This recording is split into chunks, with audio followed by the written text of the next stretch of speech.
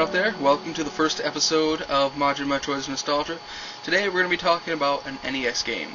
An NES game I spent about 2 solid hours hacking away at my original NES to get to work.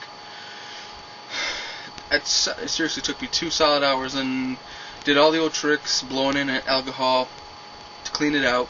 Come to find out, it's because I was using a turbo controller. And 6 years down the line, or 10 years down the line, it just didn't want to work anymore. Plugged in a regular controller, worked perfectly. Don't ask me why. So yeah, what game was I trying to get to work? Castlevania 3, Dracula's Curse.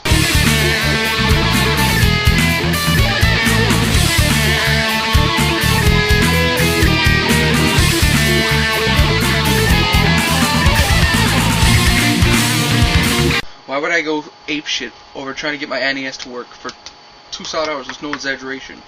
I was sitting there trying to get it to work for 2 solid hours. Why would I do that when I could just play it on ROM?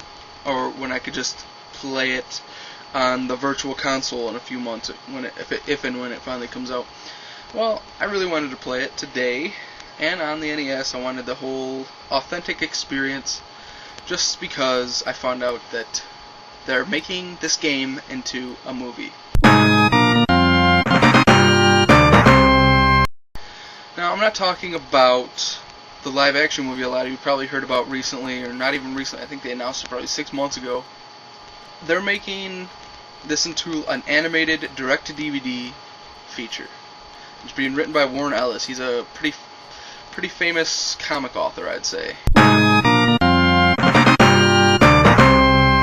I'm just really excited about this being animated, you know. What really didn't get me that excited about the live-action Castlevania is I felt like it was going to be sort of dumbed down, you know. I sort of felt like it was going to be another Van Helsing, which could have easily just been called Castlevania for Dummies. I mean, the guy fights all the classic monsters from the games, basically, and he fights Dracula.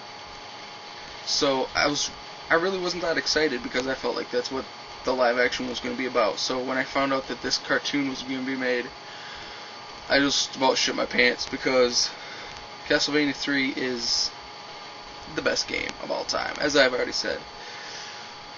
It's something worth giving a second look even today. Even get out the old NES, order it off eBay, or even just get the ROM. You won't be disappointed. What made it really different from the other games was there was a different paths you could take through the game. You beat the first level, and then the first thing you see is the path to the clock tower, the path to the marshes, and then from there it's just a bunch of different branching choices. And along the paths you meet the 3 other playable characters. Grant Dynasty is like a pirate, swashbuckler type guy. He can jump higher than Trevor, and he can stick to walls and ceilings. Then their second one you run into is Sypha Belneds. She's a magic user, and the cool thing about her was she had like these different books. There's like a flame book, ice book, and an electric book. And what really fascinated me about her character was, like, there's a level later on, and it's all waterfalls. But if you come there with her and you get the ice book and you use the ice power, all the water in the entire stage turns to ice. It made the level a lot easier, and it was pretty cool to have that kind of effect on the entire environment. Then thirdly, you can run into Alucard. He was a half vampire, half human son of Dracula himself. And if you've played any of the Castlevania games, I'm pretty sure you know who he is. He made his first appearance in this game, and then later on he was the main character of Castlevania Symphony of the Night, which was for PlayStation 1, and that was the first in a long lines of games that have sort of redefined the play style of Castlevania, making it more like Super Metroid. It's got a lot of nostalgia for me because I played it a lot back in the day. I mean, you could play it every day, and it really was still pretty fresh. I mean, you could play through it one day, get Grant, and you'd try and play through the entire game with Grant and Trevor. The next day you'd say, oh, today I'm going to get Sypha, and I'm going to play through the whole thing with Sypha.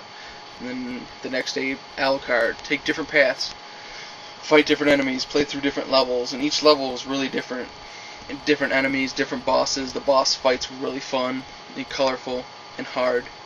I think I only made it to the end once or twice, or maybe I didn't even make it to the end myself. Maybe one of my friends that were better at video games did.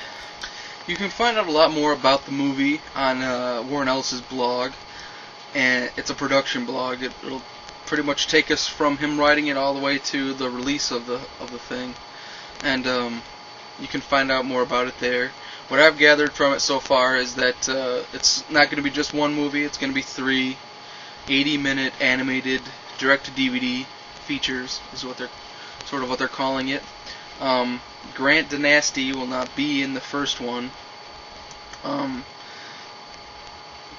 Ellis has said that he really didn't understand the character of Grant, or I don't think he said it exactly like that. He just said he doesn't see why a pirate is on land, but perhaps he didn't play the frickin' sweet boat level in the game.